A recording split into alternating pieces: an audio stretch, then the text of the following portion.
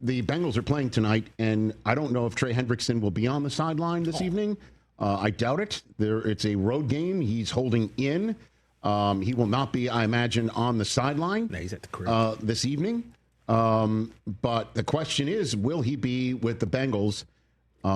And on the other sideline, Terry McLaurin, he's now off the PUP list, so they can't use the fact that he's not physically able to perform as any sort of fig leaf for what's going on contractually between him and the team.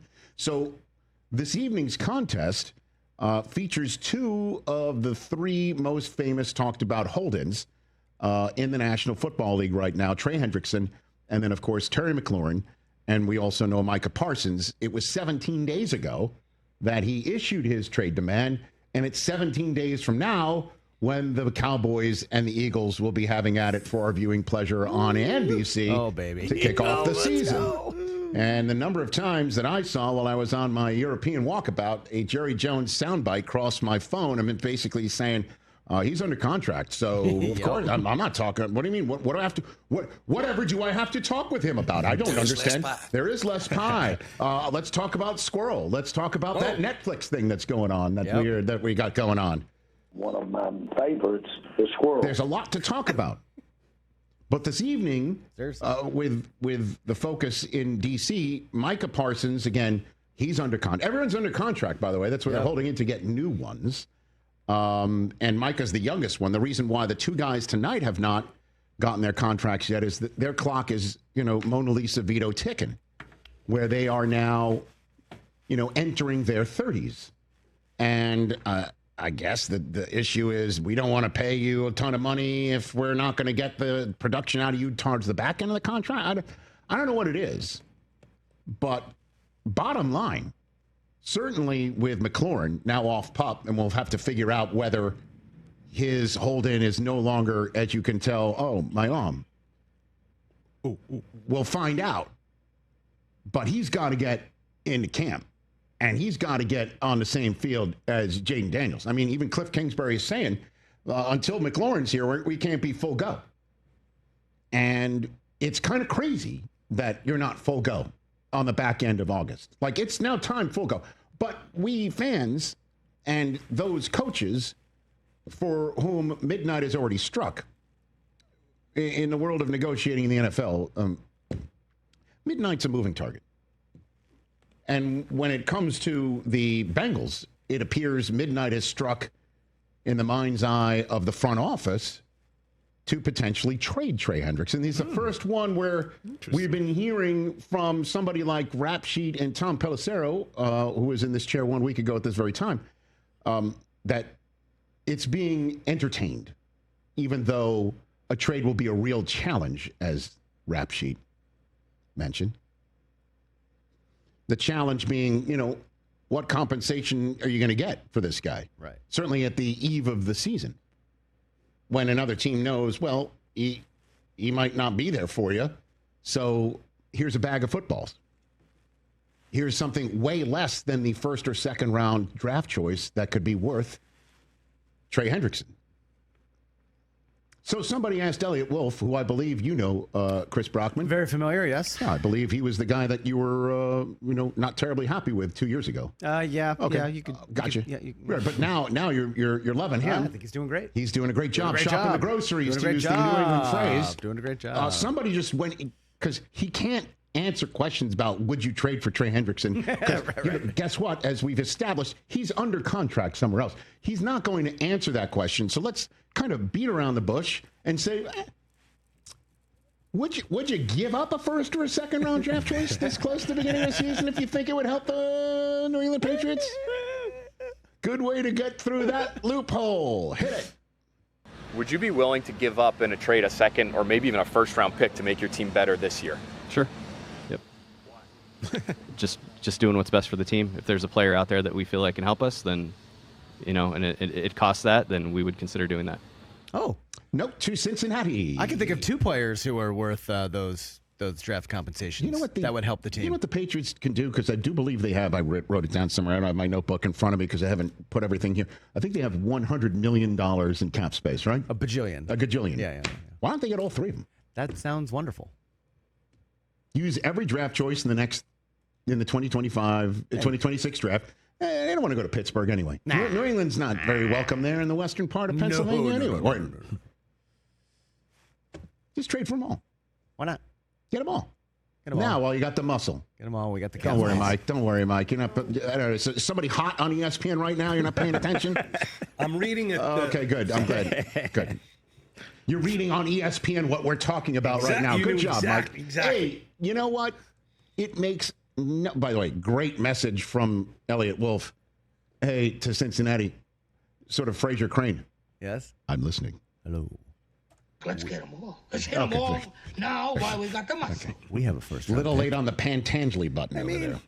We have second round. We have cap space. It makes no sense for anybody to trade anybody that's involved in a hold-in right now. The Bengals need Trey Hendrickson. You just got Burrow, his 2 wide receivers, under contract forever and a day. You're now going to take the defense that was the problem last year and kneecap it?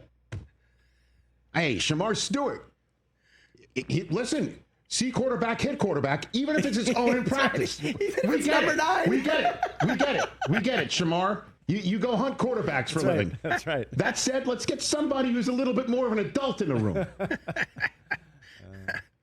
And pay him instead of having him sit there and moping. Yeah, I feel so bad.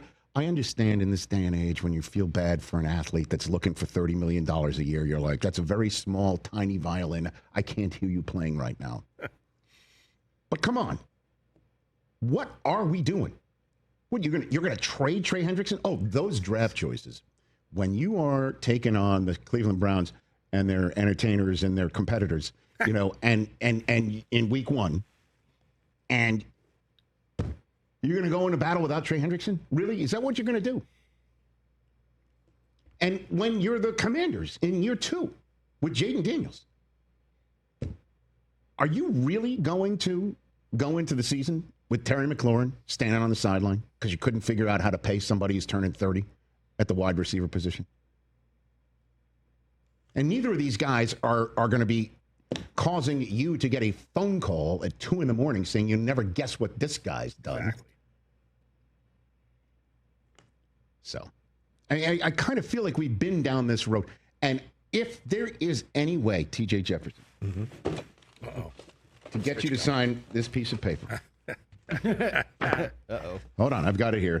Let me go through Del Tufo's bandwagon fandom transfer. Unregistered document. There's another bandwagon transfer for you.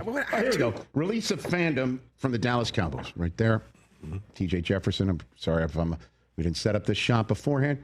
If there's any way for you to get to you to sign this, the rumor that the Packers have put a package on the table for the Dallas Cowboys to trade Micah Parsons to Green Bay, would this get you to sign this piece of paper that fast? Well, here's the deal. You were gone on your walkabout, so you missed this. Brockman, Pelissero, and I went to the Netflix premiere of the Cowboys documentary. Yes, we did. And here's the deal, right? I'm stuck. There's no getting out, Rich. Like once you're in there for life. What does that mean? Which means Chris, go ahead and explain. Here's what it means. It means we were there for a couple hours. We saw Jerry Jones. We saw Emmett. We saw. Oh, you were in the midst of the Dallas Cowboys. We were in the midst. We saw the cheerleaders. We saw we watched the episode 3, and it was the '92 NFC Championship game. And TJ's back. That's all you need to know. I never left. He's back. He was hooting and hollering. He was booing the Niners on the screen. He booed Jerry Rice and Steve Young. I did, and Dwight Clark too. And then he cheered. He was yelling all. Oh man, it was. I gotta say, I kind of got caught up too. It was pretty awesome. So you can understand, Rich. It's like you go back and you remember the good times, of course. And it's like I don't know. I can't leave. Hey, listen, I get it. And you didn't have no good times with the Jets. Tonight, I'm going back in. Yeah, you're back. After 22 years of saying I'm coming out of the smoke in NFL Network, I'm going to start beating the pants off these people that handed me a cardboard box 22 years ago. And tonight I'm going to be like, hey, welcome to SportsCenter. You guys are all on La Cosa Nostra. You guys can't quit the life. I know, but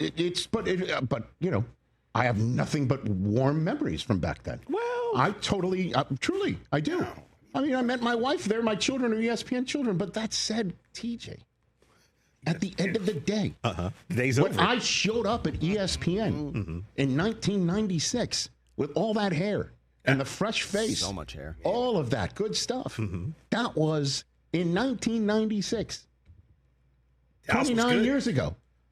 The Cowboys were fresh off of 3 out of 4. Yeah, life was great. And now they're just blowing the dust off the Netflix documentary, and you're all back in. I was never out.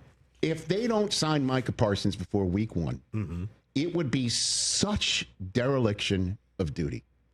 I can't even fathom it that you don't sign this guy.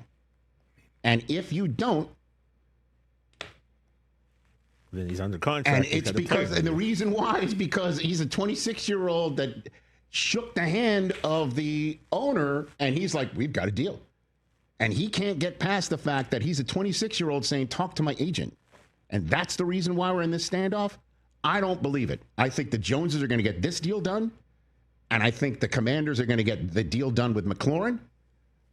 And as for the Bengals, though, that's another story. That one I don't know. Over here, Mo. But to say to Joe Burrow, hey, Joe. Hey, Joe. We've got Good song. Chase locked up, and we got Higgins for you. But the defense, did we tell you we got Chase and Higgins locked up for you? You heard that, right? Go to work. Chase and You got 2 Higgins. Chases. You guys. You got Jamar and Brown. Yep. First and last names. You got Chase. But they're going to have to be chasing points. That's it. Catch the Rich Eisen Show live weekdays from 12 to 3 p.m. Eastern on Roku Sports Channel in the U.S.